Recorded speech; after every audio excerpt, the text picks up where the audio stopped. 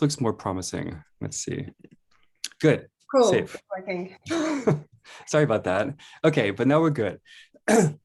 Okay, so today I'm going to be talking about enriching, so dog whistles, but focusing on what we call we. I say we before I even go in. This is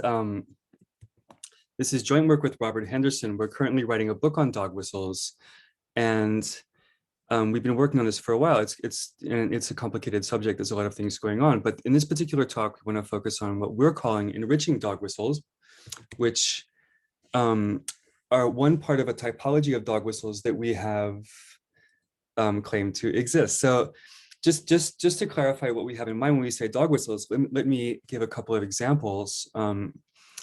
So this first one is from George Bush's 2003 State of the Union address. So it's in this, which has the following line in it. Yet there's power, wonder-working power, in the goodness and idealism and faith of the American people.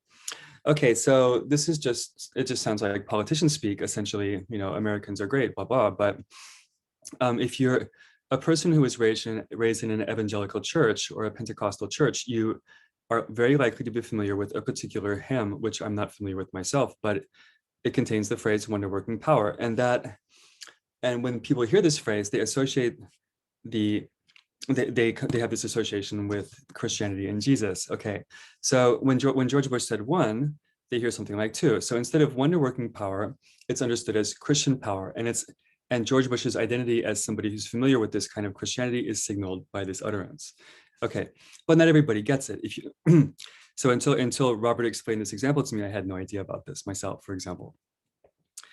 Okay, a second one. In 2014 on the radio, Paul Ryan said the following: we have got this tailspin of culture in our inner cities in particular of men not working and just generations of men not even thinking about working or learning the value in the culture of work. So he was criticized just after that for making what the critic called a thinly veiled racial attack. The reason being the inner city is a kind of code for African-American neighborhoods, especially in a stereotypically racialized sense. Okay, so if you're familiar with this code, what you heard Paul Ryan say was, we've got this tailspin of culture in our African-American neighborhoods in particular. Okay, and so if you're familiar with this discourse, which at this point, I suppose everybody is all this time later, and after all the publicity, you realize that Paul Ryan is kind of signaling identity as a kind of crypto-racist, as it were, and also changing the content of what's said here. So this first example, this George Bush example, is an example of what we call an identifying dog whistle. So according to us, what this basically does is signal the speaker's identity as belonging to a particular group, in this case, this evangelical Christian community, or at the very least being familiar with this kind of discourse. So I'll say a bit more about how exactly this kind of signal gets processed in a moment. Okay, in the second case, we have a change from inner city to something like African-American neighborhood in inner city and racialized view thereof. And so we have an actual change in truth conditional content. This is what we call an enriching dog whistle. And this is what we want to focus on here today, mostly.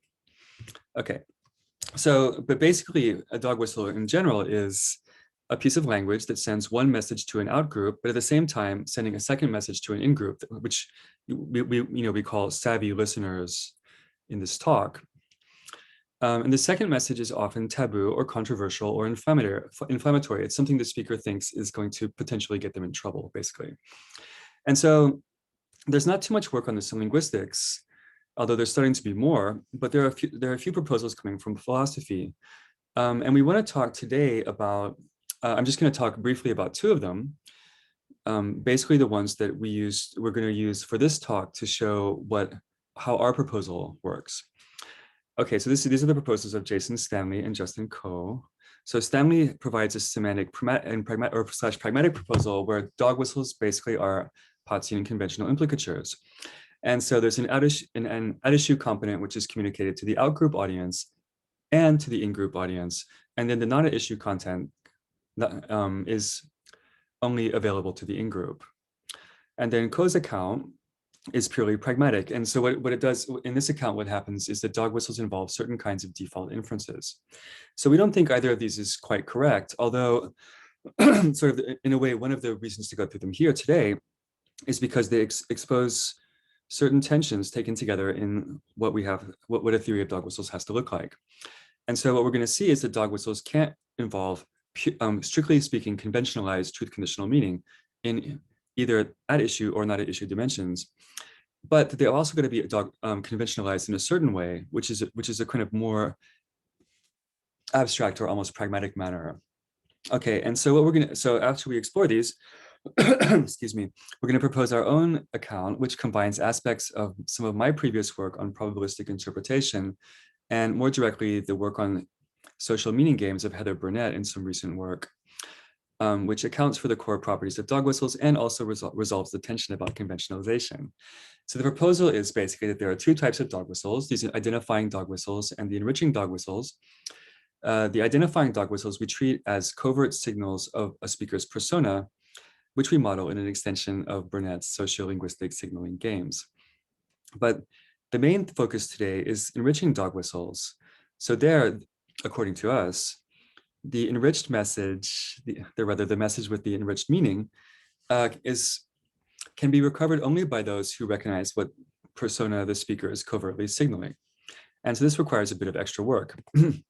So the plan is, we first briefly sketch Stanley's account and Crew's account, and then our own. Okay, our own like basic story as set within this sort of Burnettian universe. And then to say something about enriching dog whistles, we're going to give a formal theory of ideologies and show how these things can induce enrichment in dog whistles.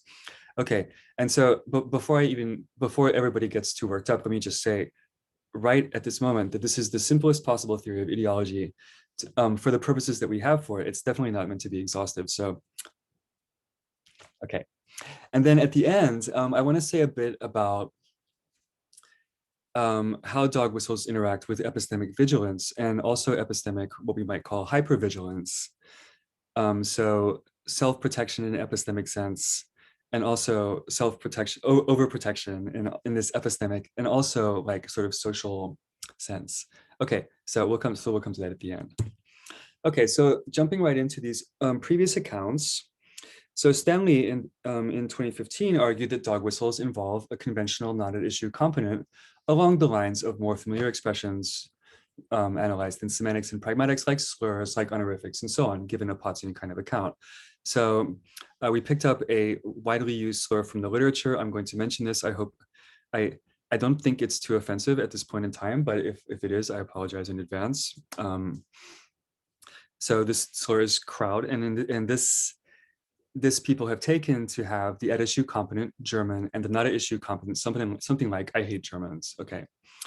Along the same lines, a dog whistle like welfare on this Stanley view would have the at-issue component, the SNAP program, the name of a particular social support program in the US, and a not-at-issue component, something like African Americans are lazy or something to this effect. So again, a bit hard to characterize even what a not-at-issue component might look like.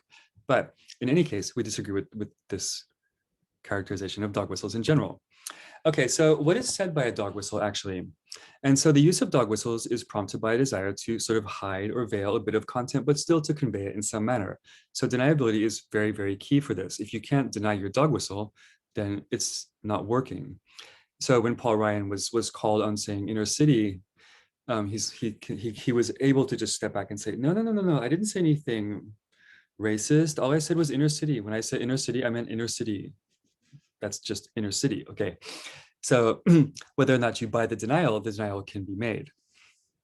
But if a bit of content is conventional, you can't actually deny it. So you can see with pejoratives, like in this dialogue in 5, which is rather odd. So A says, Angela Merkel is a kraut. And B says, whoa, what do you have against Germans? And A says, I don't have anything against Germans. I'm just talking about her nationality. No, can't do it. It sounds awful. It's very weird. The speaker is being bizarre. Rather, A is being bizarre. Okay, but in dog whistles, it's quite fine to do that. It's in this dialogue in 6, the A isn't acting particularly strange necessarily. There's not an entailment to this attitude. So if A says, Ellen is living high on the hog on welfare again, B can respond with, whoa, what do you have against poor people?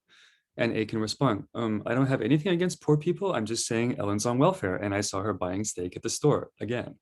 Okay, and so by this test, this kind of step back test dog whistle content can be concluded not to be conventional.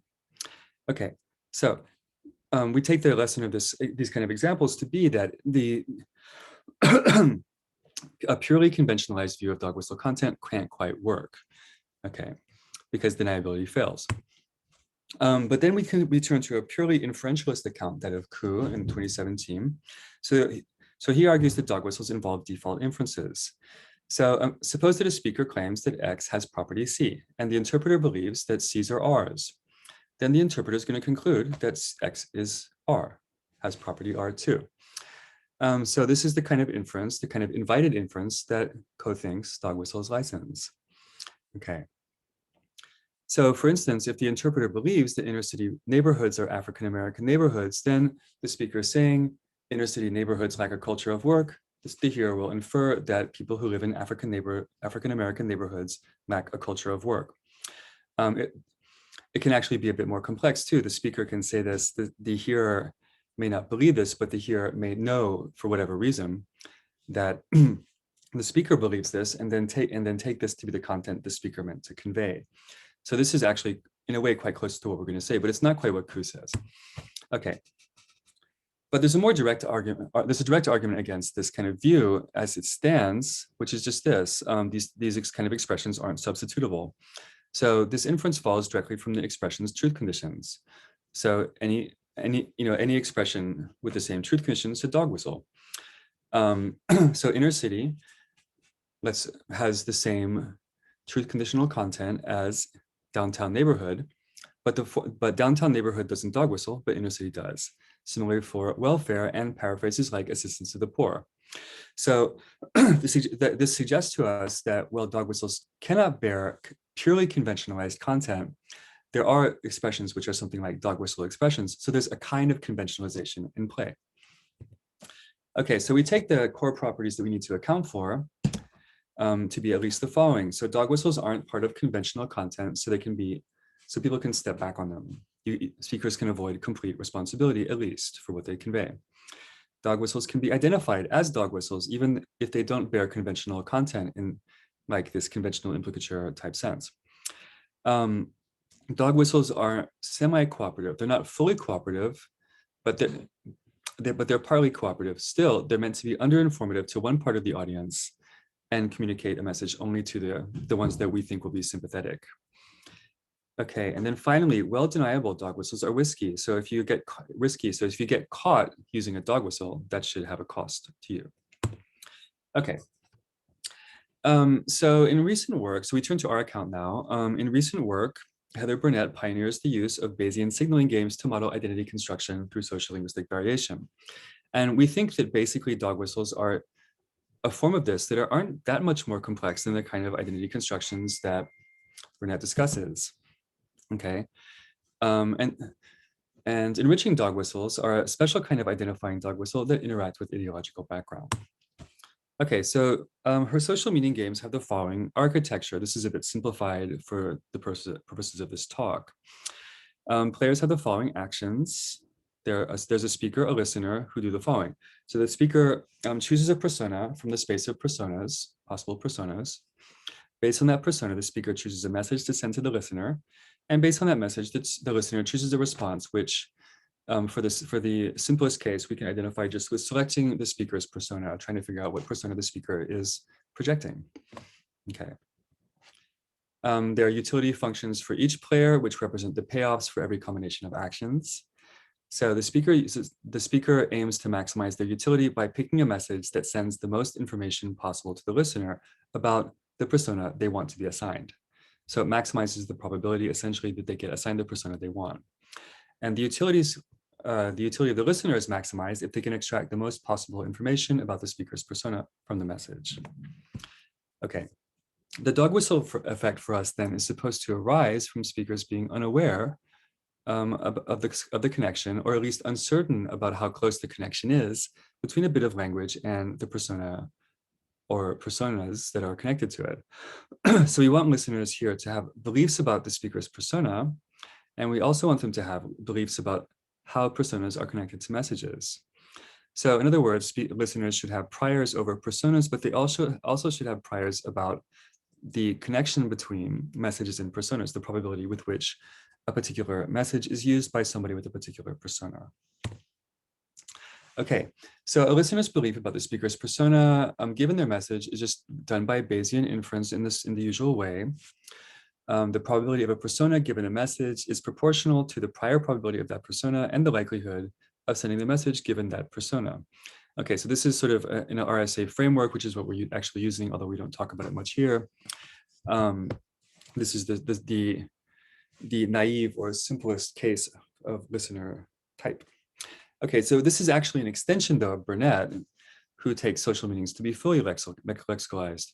So when the persona and the message are consistent, the likelihood of sending that message given the persona is just taken to be 1 in her work, or at least the work we're building on.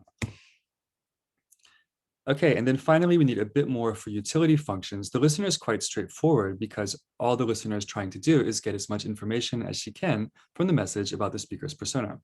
So this just happens by Bayesian inference. This is not anything shocking in the context of signaling games. But for speakers, it's a little more complicated because unlike in many signaling games, the speaker just doesn't have a type assigned by nature. So you don't, it's not a, it's not raining type scenario. It's not just, the speaker is not just giving a report of the state of the world.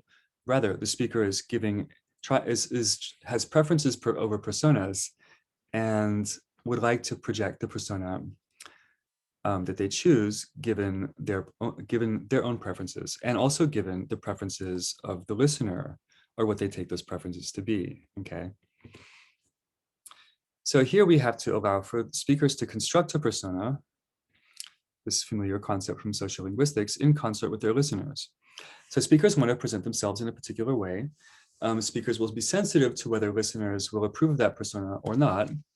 And in adversarial context, a speaker might have to sort of make hard decisions about presenting a safe persona, one that they won't get penalized for or censured for, with a persona they might actually prefer to present, which maybe matches better, which they I don't know, for whatever reason assigns them a higher utility, which they prefer, okay? So this is where actually one starts to want to use a dog whistle. So the idea being that if you would like to present a safe persona to some segment of the audience, the sort of dangerous ones, the ones who might not like you, and then your true persona, quote unquote, to some other segment of the audience, that's when you would like to use dog whistles. Okay. So to make this work out in our theory, to model this, we're going to follow Burnett and also other work by people like Yoon and co-authors in assuming that utility calculations take into account the message's social value. So this value is given by 2 functions. The speaker has a function that assigns a positive real number to each persona that represents their preferences. So this is just a ranking. The listener has a function that assigns a number to each persona representing their degree of approval. These numbers can be negative because we can strongly disagree or disapprove of particular personas. Okay, the speaker's utility then looks like an aid. So basically what you're doing is you're assigning a social meaning, social utility to an expression based on the effective values of the range of personas that are consistent with the message and the likelihood that the hearer recovers that particular persona given the message. So, and then you just sum over these things as usual, okay? If you're only talking to one listener, this is just ordinary social meaning. It's quite standard. You just pick a signal which maximizes the social meaning of your expression. But when you address groups of individuals with mixed preferences over personas, or different priors for the speaker's persona, or different experiences about the likelihood of a persona given a particular message, or all of the above, of course, then it starts to become useful to use dog whistles. And so what we're going to do is take this very simple metric for assigning utilities to the group case, namely we just sum over all the group members. So that's what we're going to assume in the following, although it's perhaps a bit oversimplified because often one would like to influence some people more than others or take their opinions into account more than those of others. Okay, but with this, excuse me, with the utility function as set here, the basic prediction is that speakers will use language that maximizes their social utility with respect to the whole group of listeners. For the dog whistle case, this happens when using the dog whistle allows a gain of higher social utility than otherwise with respect to the entire group. So i.e. that'll be the case when the dog whistle gives a benefit for those listeners who are clued into the dog whistle and able to recover the speaker's persona that's dog whistled there, the sort of secret one, and simultaneously avoid deficits that would come from speakers who don't like the persona, but since they're oblivious to the dog whistle, they don't catch it, okay? So we're gonna leave out a formal example because it's not really enough time for that today, but it's pretty easy to construct. You just construct a population with two different groups with opposing preferences and different that assign likelihoods to particular personas based on messages in different ways. Okay, and you cross-cut the population like that and see how the utilities work out. Okay, that's relatively straightforward. Okay, and now we turn to enrichment. So to deal with enriching dog whistles, we think a new kind of synthesis. So the Ku style account we critiqued earlier, it kind of falls short because it doesn't, well, one issue with it is that it handles enrichment alone in this context. It doesn't handle it in concert with identifying dog whistles. And we think these two things, they're kind of the same phenomenon. Enriching dog whistles are kind of an extension of identifying dog whistles in a way. So we think they should be given a unified treatment. Okay, and then of course is the substitutability problem. But in our previous work, which was built on social meaning, we just said, yeah, so you recognize the speaker's persona and then you're able to do the enrichment, but we didn't really say how. So the connection between between enrichment and personas wasn't that clear in this previous analysis. And so so basically we're taking enriching dog whistles here to be identifying dog whistles plus. So when they're used, a savvy listener detects a dog whistle and assigns the speaker a persona. This is the same as identifying dog whistles, of course.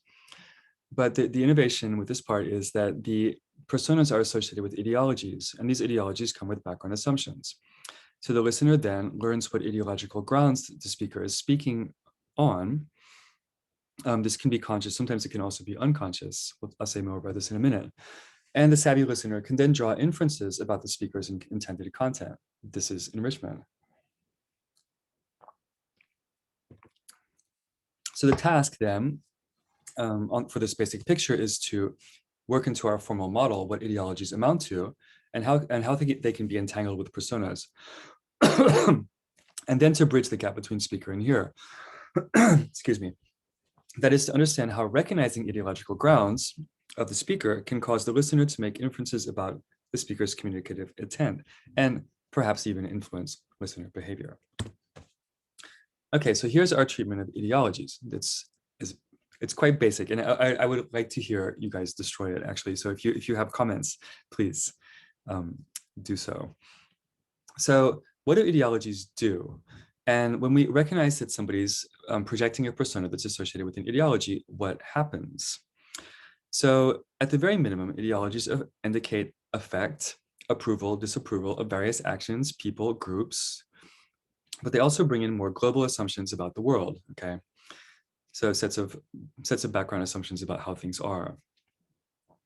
So to understand what effects assigning personas to discourse agents have, when those personas are associated with ideologies, we at least need these two things. We need a way of evaluating actions in individuals, and we need a way of introducing beliefs and world knowledge to our models. By the way, when I say world knowledge, this knowledge is a very non-factive one. So just beliefs, perhaps. Okay. So the first part first, affective values. We need a function that can assign values to objects relevant to ideologies and personas. And so we're going to use row here for this. Meant to be read rate. You rate something, you don't rate it, like this. And this function takes individuals as input and yields real numbers as values. So just as with our listener valuation function earlier, we're going to allow both positive and negative outputs. Okay, and what are the inputs to row? Well, they're attitudes, of course, toward particular individuals like Donald, who people have relatively large affective values for in many cases. But they're also attitudes toward behaviors, groups of people, and properties it's actually a bit hard to pull these things apart in certain cases. So for example, if I value anti-authoritarianism, do I also value anti-authoritarian behavior? Do I also value anti-authoritarian people? ... So one could, I think there are quite complicated and hard questions to ask here about the relation between these things, but for now we just treat them all essentially the same via this kind mapping function, which is more standardly used for things like self-predications in 10, being nice is nice, and for getting certain interpretations of bare nominals in languages like Chinese and Japanese and so on. But we're going to use it instead to produce kinds for behaviors and groups and properties in general, which then can serve as values for this function, and which can be assigned effective values. Okay, but the main action from ideologies for enrichment is in these epistemic bases. So ideologies, of course, assign value, but they also comprise sets of beliefs about how the world is. So what makes up the world? What kind of things are there? What kinds of properties do certain kinds of people have, or certain groups, certain objects? And what kind of causal elements are there? What kind of causal relations hold between things in the world? Okay. So these are just propositions, and the truth evaluable elements which make up an ideology are modelable as sets of such propositions. So we're going to call sets of this kind ideological bases. What sorts of propositions form the basis of ideologies? Well, ideologies themselves are very various, but and the answers to the question are as various as ideologies themselves. But for just two random examples, if you're a subscriber to QAnon ideology, you take it as a given that there is a conspiracy with somewhat odd goals. Yeah. If you subscribe to a racist ideology, you have beliefs about the relative value and superiority of various ethnic groups, racialized groups, and so on. We're going to write ideological bases with this notation B. And all things in these bases can function to bridge gaps in reasoning and connect things that would otherwise be non-obvious to non-subscribers to this ideology. Okay. So we're going to argue that it's these kind of beliefs and ideological bases quite generally that trigger enriching dog whistles. Okay. Actually, perhaps I should just make a caveat here, which is that for certain kinds of personas, it's not clear exactly what kind of ideologies they come with and how these things should play into, in some cases, whether these ideologies are even propositional or contain propositional content. So these are they're complicated cases. We can talk about this in the question period if you guys would like. Okay. So the upshot is that ideologies are pairs of affect assigning functions and ideological bases. We write them iota. A little complication, which we address now, is that the propositions that comprise the basis of an ideology can be a little indeterminate. They can vary from individual to individual, depending on where people acquire their ideological beliefs. So not all QAnon supporters are alike. Not all racists believe the same things, and so on. So we're going to treat these in terms of related ideologies, which are possibly non-identical, and we'll just call these ideological equivalence classes. So the basis of an ideology then is the set of beliefs that are common to all its variants here. Okay, an ideological basis then is just the intersection or the set of beliefs that all these variants have in common. Oh, right, and then this pi here is a projection function, i.e. it picks out the basis of the ideology. Okay. God, what is happening with my throat? Sorry. Okay, so there's one more assumption that we need to make in order to make things sort of clear, and this is an assumption about the relation between belief and persona. So what kind of personas can an individual choose? Like, what can you try to project? What can you try to signal? And well, obviously you can do whatever you want. But we're going to assume here that speaker personas must be sincerely assumed. So this is specifically for the ideological case. The idea is that the basis of the persona, if there's a basis, correlates with the speaker's actual beliefs.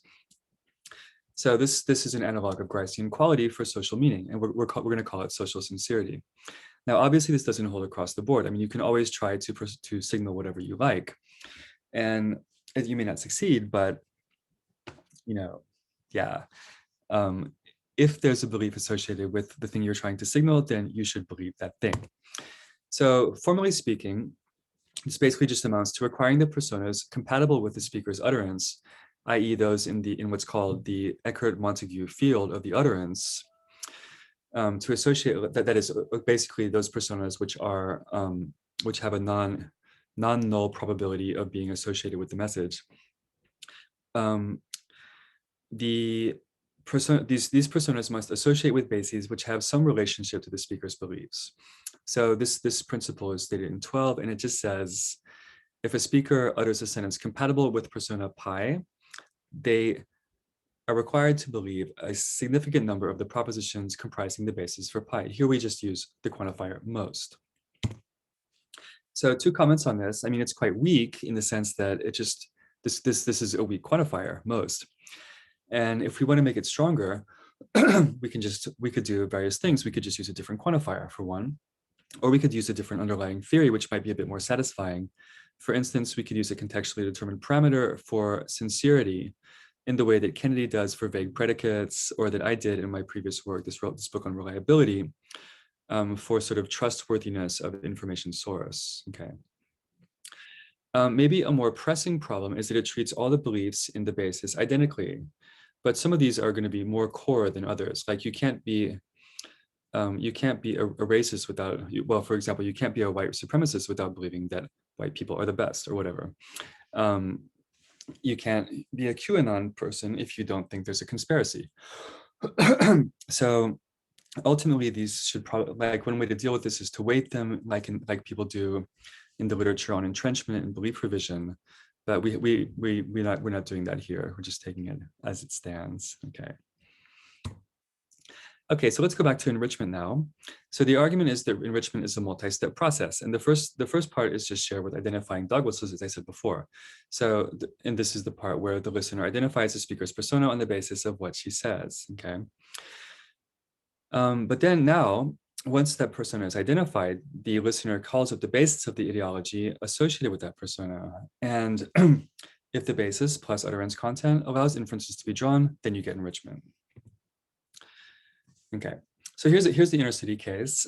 So suppose that for the quasi-racist persona and corresponding ideology communicated by this dog whistle to a savvy listener, the basis of the ideology contains the proposition, if people who live in the inner city are Black, or something to this effect. Like, this is a bit rough, but so this extra premise licenses an inference from inner city people don't work to Black people don't work, which is the enriched meaning, very roughly, of that statement.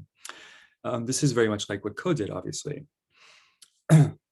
Okay. This statement can, of course, then be used to understand the speaker's political views, draw conclusions about their policy decisions, what kind of things they'll do, and so on, given the social sincerity assumption. Without this, we can't draw out really any conclusions about anything because the speaker could just be projecting personas willy-nilly. Okay, so but we can see here how this view improves on Ku and on our previous work. So for Ku, the inference depended purely on semantic content. And there was no way in this view, this very bare view, to explain how semantically coextensive terms trigger or don't trigger these inferences. But for us, since the mediation is through persona, it requires mediation by dog whistles for savvy listeners, because it's a signal of social meaning, right? It's a signal of persona. And so coextensive phrases can act quite differently in the personas they trigger, and therefore in the inferences they trigger further. Okay. Our previous work, we said, okay, these are mediated by dog whistles, they're mediated by social personas, but how? We didn't say. Now us, our current selves have a principled explanation available, namely, dog whistles trigger conclusions about personas, and thus ideologies via social sincerity, and thus inferences. Okay, so if we take the relation between persona and ideology seriously, we get the ingredients we need for an explanation that satisfies our desiderata. Okay. And actually, it's nice to do this too, we think, because it turns out that enrichment isn't the only reason to have stuff like this going on in the background. So there are studies on how dog whistles influence judgments, stereotypical judgments about racial minorities in the case of racial dog whistles. And what people did was they exposed people to dog whistles and then gave them a post-test, implicit bias test. And what happened was that white people in these studies were shown to be more likely to unconsciously assign stereotypes on the post-test. But if you told them before they heard a dog whistle, this dog whistle, this is a racist dog whistle, then it didn't happen. But African Americans in the same studies didn't show this effect when hearing the dog whistle, despite being aware that the word was in fact a dog whistle. So that means we got to separate hearing the dog whistle from making inferences based on the dog whistle. So linking personas with the background ideologies can help us do this. So the idea here is that when a white person hears a racial dog whistle, they learn that the speaker is willing to have a conversation from this kind of white chauvinist standpoint by virtue of recognizing this persona and making this social sincerity assumption. Okay. And so if nobody objects to this, the default effect might well be that the ideology becomes maybe not the, I said in the slide here, the ground for the conversation. Maybe I should just say a ground for the conversation. These things are sort of unstable and they're also probabilistic. But even if it's present with some degree of probability, it does drag along the inferences associated with the ideology, again, at some degree of probability. And so you expect to see this kind of implicit bias post-test effect that we do in fact see. However, when people are warned about the dog whistle explicitly, it becomes salient to resist the associated ideology because, it's not good. So listeners still hear the dog whistle, but they're primed not to sort of slide down the slippery slope onto these ideological grounds that are invited by the persona associated with the dog whistle. And this is also what you see with African-American participants who hear the dog whistle, but by default, for completely obvious reasons, resist grounding the conversation in a racist ideology. Okay. And sorry if I may, we have 20 minutes left to the hour, so it's up to you. So talk super fast. Okay, done. Okay, I think I will take 5 minutes. I hope that's okay, but no more. Okay, so we're on now to epistemic vigilance. So this part is actually much more speculative. This is something we just started working on. And so I'm quite interested to hear what people think of this. But the basic question is, okay, if you observe somebody using an expression that we know has a dog whistle use, how should we react? So sometimes people, like when people say inner city, sometimes it's a dog whistle and sometimes it's not a dog whistle. And so people use these expressions innocently. Sometimes they're very pure semantic content. Sometimes they're expressions used in a particular context where they could well be dog whistles, where people have acquired the expression from political discourse without recognizing that it's dog whistle equality.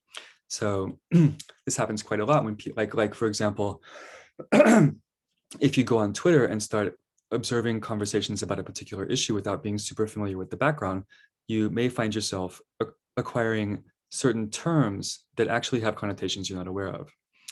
But you yourself are innocent, even though you use the dog whistle. So some uses of dog whistles are innocent. And how do you distinguish these from cases where dog whistles are genuinely used to deceive, i.e. as covert signals? Okay, so here are a couple of considerations. First of all, for a dog whistle to be useful in this sense of rationally used, the speaker needs to be judging the situation to be one in which covertly signaling is to their advantage. And for that to be the case, it must be that at least potentially revealing their true identity could have negative effects. That means they think they're opposed to somebody in the conversation. Okay, so that means that at least we have to have a partial zero-sum situation. So a consequence of this is that when I judge that you're using a dog whistle deliberately, I must think that you're intending to deceive maybe me, maybe somebody else in the room. And so I must take you to believe that your interests are not aligned with those of some participants in the discourse. Okay, so that means that judging an expression a dog whistle already imputes hostile intent to the speaker. It means they're on their guard. It means they're defensive or offensive, as it may be. And if I do that and I do it wrongly, then I can create arguments and disagreement where there might have been none before. I can impute an ideology to you that you didn't actually have. I can also get disposed to systematically misconstrue other things that you say because of shifts in my priors that are going to happen when I identify you as having a particular persona slash ideology in your that you're taking as your basis of thought. Yeah, and so like when in cases where ambiguity arises, I can just go the wrong way every single time, and the conversation can turn into a disaster. Okay, so this is something I worked on previously, talking about underspecified emotive adjectives like fucking, which can be interpreted in either a positive or negative way, depending on intention and context. Okay, so the upshot of that is that it's important to be epistemically vigilant about dog whistles in order to evaluate what people say, but it's also important not to be hypervigilant, because doing so can destroy communication. Okay. So under what conditions, though, does hypervigilance arise? So one obviously is from experience. So you spend time on Twitter, you have a million bad interactions that associate with a particular term, and you're like, there you are, a dog whistle, you're a bad person, got it, boom, boom, boom. So this basically amounts to shifts in priors, and this is already in our model. But also maybe sometimes it's to your benefit to search out dog whistles. Maybe there's a value in that, and this is what we want to look at a bit more right now. Okay. So in our theory, utilities are assigned via a combination of informative content and the value assigned to social meanings. So what's the basis on which these social meanings are assigned? Value. Like how do we, how does this this value effective value assigning function get its values? Okay, so there are many possibilities here, many of which relate to ideology in a broad sense. Okay. But one obvious metric here is similarity. So I like people who are like me. So I'm looking to form a social group. I'm looking to form a tribe with people of like mind. Okay.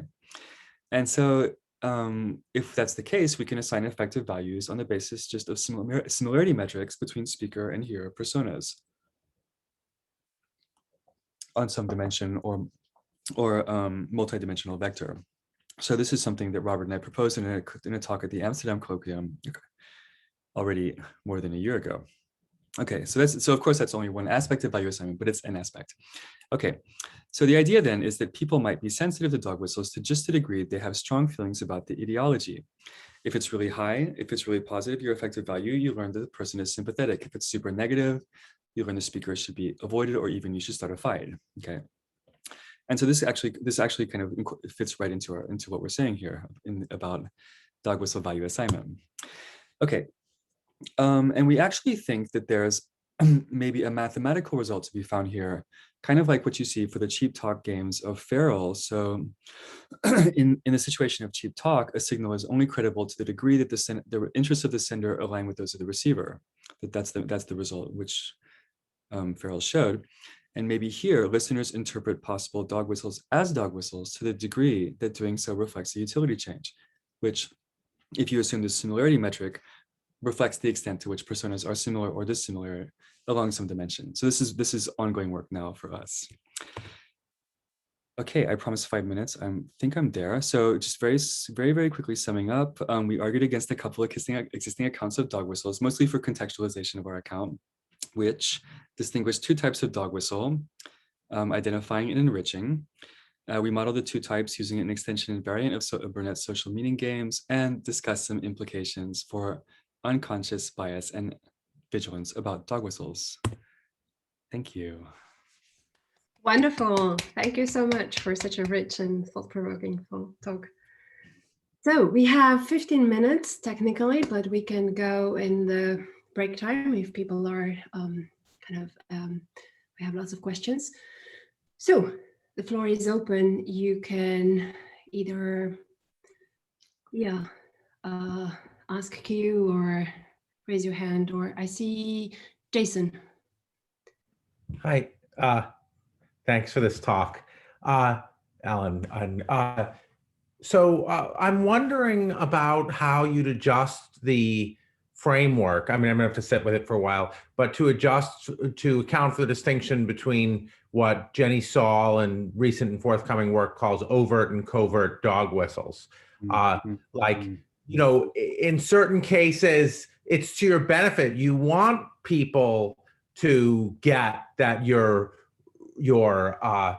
political phenomenon, that is most at issue right now is very different from the wonder working power case, which is a covert dog whistle in Saul's sense. An overt dog whistle, or David Beaver and I model it somewhat differently, but the idea is, you want to enrage one group, and then get the other group to be excited by the fact that you're creating this argument about whether or not you've said something racist. Trump does this, for instance, all the time. So I just didn't see, since you're modeling things in terms of expected utility on whether you'll be caught out, it just seems like, there's not going to be an obvious way of shifting that framework for a case where the whole point is for someone to say, you're being racist. And you say, oh no, ha, ha, ha, ha. There the libs go, off on their crazy, attacks again. And that's the whole point. Yeah, so that's a really good question. So we haven't really started looking at this yet, although we've thought about it a little. But two answers that possible answers or directions that suggest themselves. One is to enrich the model by including some other aspect of listener value assignment, which sort of anticipates, reaction of the other side. So basically to complexify the utility assignments there. So that's one possibility. Another one is to move to a repeated game setting, where basically in that case you're projecting how you anticipate the game going, and so are your listeners. So, and then okay, so if I say something that's, barely covering me and obviously inflammatory, then people are going to be happy because they know this fireworks are going to start, right? So, and then you're projecting into the future. So I'm not sure which of those, or whether some combination would be better. Yeah. I'm like, how do you guys do this? But maybe this is not the moment. Okay, next question from Matt Feiner. Thanks a lot for the talk. And I have a question where it's possible you may be able to answer the question just by going back to your slide and saying how I've misunderstood it. But when you conceived of ideology, I think partly in terms of beliefs, I wanted to ask how that helps with cases where you have two sort of extensionally equivalent phrases, one of which is a dog whistle and one of which isn't. So to take it, I take it in the US context, urban is often a dog whistle for Black people and for a sort of Black people who live in cities. If someone says the true statement that when they're discussing voting procedures, well, people who live in cities vote more for Democrats, and if someone says I think statement more for Democrats, the second one is much more likely to sort of invoke an image of Black Democratic voters than the first one. But in terms of beliefs, people who sort of understand what both those words mean, nobody is going to believe one of them and not the other. So I wondered how your framework kind of can explain the sort of why one of those signals to an ideology and not another. Okay, so for us, basically the idea is that particular terms are triggering of certain ideologies, right? Or certain personas. So when you say urban, and it's treated as a dog whistle, then the interlocutor comes to assign you a persona that has the characteristic of somebody who would use urban as a dog whistle, right? This sort of racist-esque thing, yeah? Okay, so, but when you say people in cities, this dog whistle interpretation isn't present. So what we're saying basically is that particular lexical items or phrases are associated super directly with personas. So they're basically sociolinguistic variables. They're indexical variables in this sense. And then only if the persona is recovered does one start to worry about the ideologies. Does that answer your question? That's sort of the pipeline. I think so. I think so. So basically, like, this is sort of like there are sort of persona signals, and those don't necessarily mean expressions of beliefs. It can just be that the use of the word sort of is associated with like a certain ideology. So the pipeline is like observe word. If word associates with persona, recover persona. If persona is associated with ideology, this belief set, then start worrying about what the person believes. And so if like the case of people who live in cities wouldn't trigger the persona in the first place. And so that's where the difference would come out in this. Okay, great. Thank you. Okay, next question from Alex. Yeah, thanks. So I think this is actually related to the previous question. So I was wondering, I think, about the relation of your proposal and the other proposals you were criticizing. And I felt that at least at some level, I thought maybe they aren't really in conflict, precisely because of the stuff you were just talking about these terms being associated with certain personas.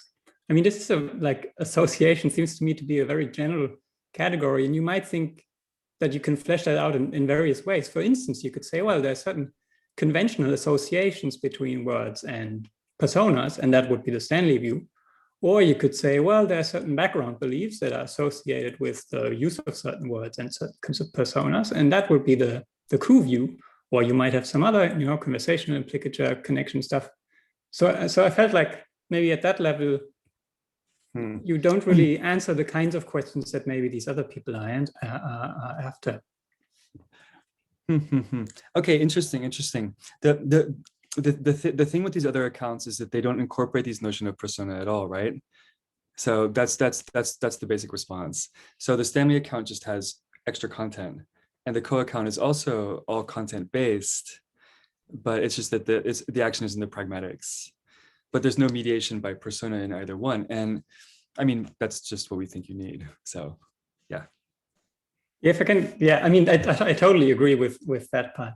But maybe it's a bit of a question of focus, right? If you think like the question we are trying to answer is the semantic or pragmatic mechanism that connects these words with these contents or whatever. And then you might think, well, that could be a conventional mechanism, that could be a default inference, that could be a conversational implicature. And it seems like you are neutral on that. It's just, I totally see the difference in terms of the persona stuff, and that seems totally relevant and important to me. But it feels like that's at a different level in a way. I don't know if you agree.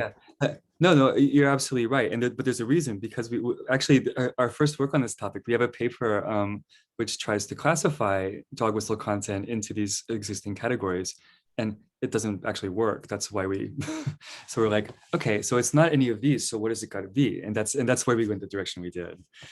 Yeah. So yeah, is it? Well. Right. Yeah, we can continue perhaps. So the next question is from Kyle Laurentine. Hi, thanks for the really interesting talk. I was actually I encountered something in like a journalistic thing like 2 days ago that was literally like a perfect example of this, and it really blew my mind. And I can tell you what it is or tell you after or whatever. But one of the things that was it almost perfectly fits this story, except for one or two crucial differences. And I guess I was wondering if you could sketch what you think is going on there. So should I just sketch the case in question? It's basically like Tucker Carlson, like a day or two ago, is talking about the situation in Texas with all these power outages, and is blaming it on like renewable energy or something, and then goes on this completely tangential non sequitur about, who's a big renewable energy fan? Cory Booker, who's the Black former mayor of Newark, And it has like very little to do with what he's talking about. But in the article I was reading about this, they basically argue that this sort of like massive like flouting of like a sort of Gricean relevance thing is justified because it links an ideology that might not have much inherent appeal to like these white Texan voters, like stuff about energy politics. It links it to a much more salient like cultural racial resentment ideology. And so it kind of licenses this inferential chain being, it doesn't say you hate Cory Booker, then you might hate renewable energy too, but that's basically like what it's trying to do. Sorry, I didn't sketch this very well, but hopefully you get the idea. Yeah. Wondering like, in this case, it's like there's a homogeneous population of viewers, or at least much more than like something like the Bush outwards directed dog whistles at a debate. There's like very little uncertainty about what anyone's persona here is.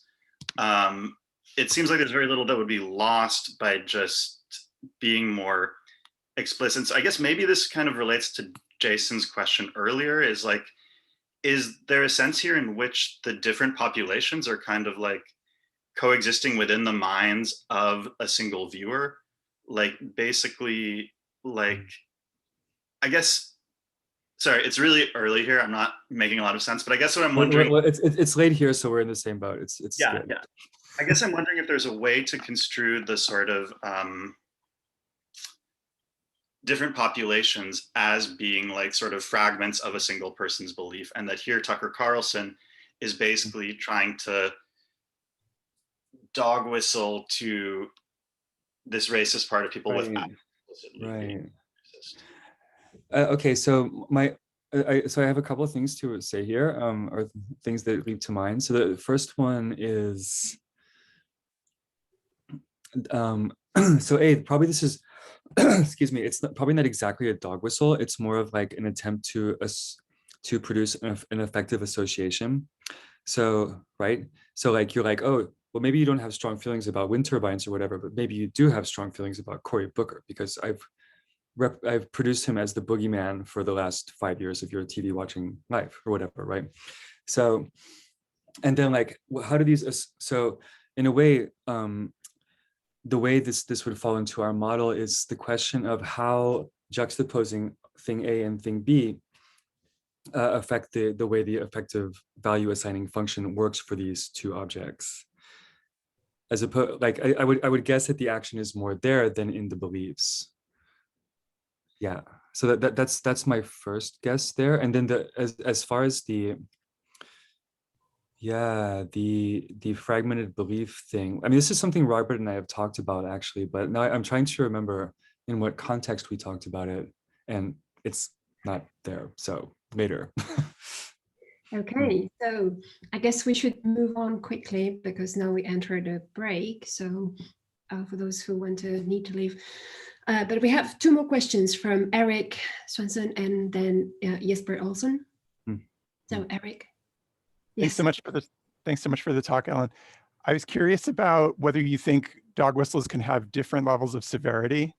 It seems to me like urban poor is a dog whistle, but it's a bit less embroiled in a racist ideology than inner city poor is. I'm wondering whether you share the judgment, whether you think maybe there are other dog whistles like that, and if you do think there are some, how that would work, because I would have thought maybe they both are involved in persona signaling in the same kind of way, but then I'm worried like maybe is persona signaling kind of too binary to capture that difference? Right.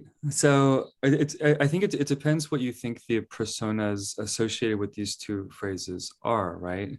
And so my first reaction, which maybe is completely wrong, I'm not sure, I have to look and think at actual data, but inner city poor sounds like a racist dog whistle, and urban poor, is that what you said?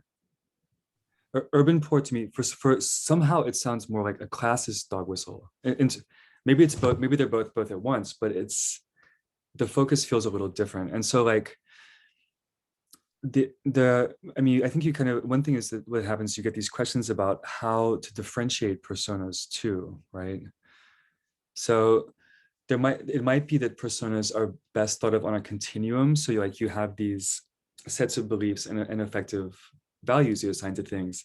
And then like you're going down this continuum, going from a purely classist to a racialized classist to just a purely racist kind of assignment. And then like the way the effects are assigned and what beliefs come into play will change as you go through there. But this is something we haven't thought about. At the moment, everything is completely discrete. And maybe that's not actually the right way to do it. Thank you.